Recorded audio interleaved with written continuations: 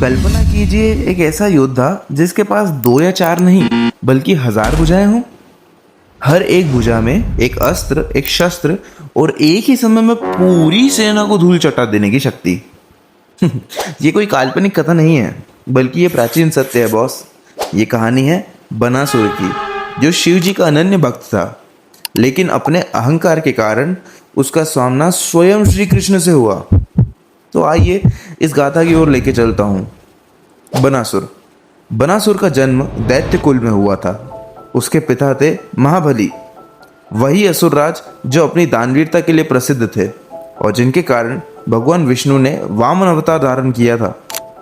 महाबली प्रहलाद के वंशज थे। प्रहलाद जो भगवान विष्णु के श्रेष्ठ भक्त माने जाते थे। ऐसे पवित्र शक्तिशाली वंश में पैदा हुआ बनासुर शुरू से ही अलौकिक शक्तियों का स्वामी था। उसकी राजधानी थी शौंतिपुर, जिसका वर्णन पुराणों में एक समृद्ध और शक्तिशाली नगरी के रूप में किया गया है। आज भी आसाम के तेजपुर से उसे जोड़ा जाता है। बनासुर एक कठिन तपस्वी था, लेकिन वर्षों तक की तपस्या और आराधना से शिवजी को प्रत्यक्ष किया। महादेव ने उसे वरदान मांगने को कहा। बनासुर बोला, प्रभु मुझे ऐसी शक्तियां दीजिए जो इस संसार में किसी के पास ना हो। मैं अपनी भक्ति को अपनी ताकत से और भी प्रमुख बनाना चाहता हूं।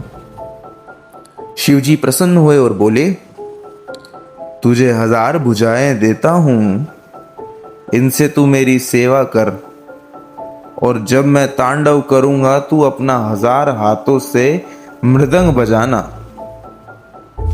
इस वरदान को पाकर बनासुर आनंदित हो गया। वह अपनी भुजाओं से महादेव के लिए मृदंग बजाता और उसकी ध्वनि कैलाश को गुंजा देती थी। मगर समय बीता और भक्ति में समाये हुए बनासुर के अंदर धीरे धीरे अहंकार जागने लगा। उसे लगा कि संसार में कोई भी उसका सामना नहीं कर सकता था। एक दिन उसने शिवजी से ही कहा, प्रभु मुझे एक ऐसा प्रतिद्वंदी दीजिए जिससे लड़कर मैं अपनी ताकत को साबित कर सकूं।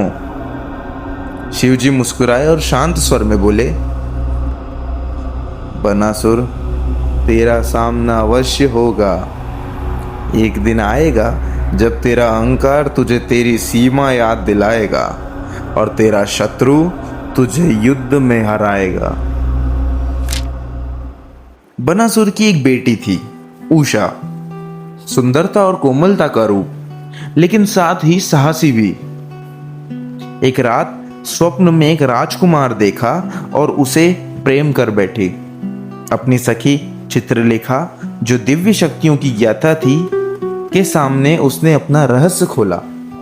चित्रलेखा ने अपनी कला से अलग अलग राजकुमार के चित्र बनाए।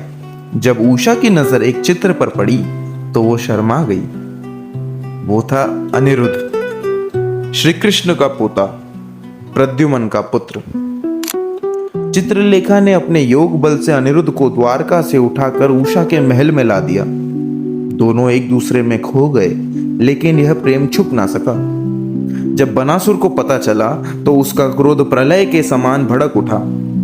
उसने अनिरुद्ध को अपने नागपाश से बांधकर कारागार में डाल दिया। द्वारका में जब श्री कृष्ण को पता चला कि अनिरुद्ध बंदी बनाया गया है, तो उनका हृदय क्रोध से भर उठा। बलराम और यदुवंश की सेना के साथ कृष्ण शौंतिपुर के लिए निकले। दो महान शक्तियां आमने सामने आई। युद्ध का दृश्य अपूर्व था। बनासुर अपने 1000 हाथों में एक साथ तलवार, धनुष, गदा, शूल और चक्र धारण किए हुए था। उसके प्रहार से आकाश अंधकार से भर गया। बलराम ने अपने हल से असुर सेना को चूर चूर कर दिया और कृष्ण ने बनासुर को सामना करने के लिए ललकारा। तभी हुआ कृष्ण और शिव का सामना, क्योंकि शिव अपने भक्त बनासुर की रक्षा के लिए स्वयं आ गए थे। एक तरफ विष्णु का अवतार, दूसरी तरफ महादेव स्वयं। सृष्टों का अद्भुत टकराव हुआ। कृष्ण ने सुदर्शन चक्र चलाया, शिव ने पशुपतास्त्र। पृथ्वी कांप उठी, आकाश गरज उठा और देवलोक हिल चुका था। अंत में श्री कृष्ण ने अपना सुदर्शन चक्र बनासुर पर छोड़ा। चक्र ने एक एक करके 1000 भुजाएं काट दी। प्रचंड शक्ति से भरे हुए उस असुर के हाथ गिरते गए और अंत में सिर्फ 2 भुजाएं बची। जब कृष्ण उसका अंत करने ही वाले थे, तभी शिव जी और पार्वती ने मध्यस्थता की और शिव बोले, कृष्ण, ये मेरा अनन्य भक्त है, कृपया इसका जीवन बख्श दीजिए। शिव ने सुदर्शन को वापस बुलाया और बोले, इसका जीवन रहेगा, लेकिन इसका घमंड हमेशा के लिए टूट चुका है। ये हमेशा याद रखेगा कि शक्ति बिना विनम्रता के सिर्फ विनाश का कारण होती है। युद्ध के बाद अनिरुद्ध को मुक्त कर दिया गया। कृष्ण ने अनिरुद्ध और उषा का विवाह संपन्न कराया और दोनों को अपने साथ द्वारका ले गए। बनासुर जीवित रहा, लेकिन अब उसका अहंकार विलीन हो चुका था। वह अपना जीवन फिर से एक साधक और भक्त के रूप में बिताने लगा।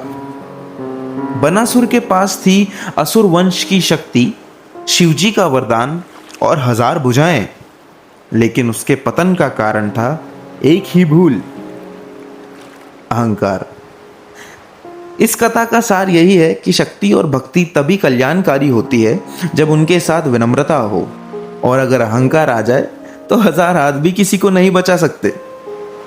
तो चलिए दोस्तों, अलविदा कहना चाहूंगा। ऐसे ही आगे और कथा के साथ मिलते रहेंगे। जय श्री राम, जय श्री महाकाल, जय माता दी। धन्यवाद।